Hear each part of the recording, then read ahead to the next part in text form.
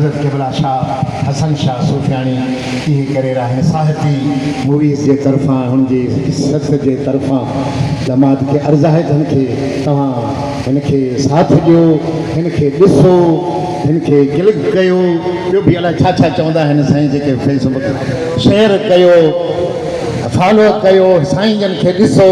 साईं हसन शाह साम्हूं तख़्त ते तशरीफ़ फरमा आहिनि, साईं जन बीठा आहिनि। अली दोस्त जतोई बि साईं जन जी सुखड़ी ॾिनल आहे।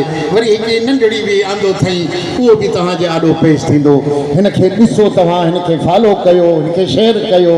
साईं जन खां मुंहुं भरायो न सोणा, ॿिया जो अचनि था त अलाए छा मूं छा भरे था वञनि। हिकिड़ा अहिड़ा आहिनि रुगो बसि हितो हिकिड़े हंधि टिक झलियूं बीठा आहिनि। साईं सुबुह लाको लंगर बि भरे थो, फ़क़ीरनि जा सोचूं वीचार इंटरव्यू बि वरिता अथई।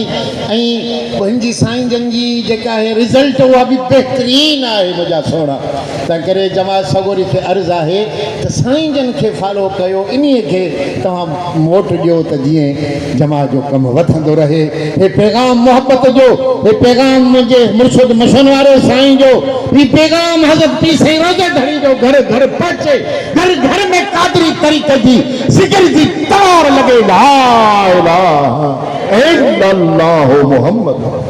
उनका मोहम्मद नवाज़ साहब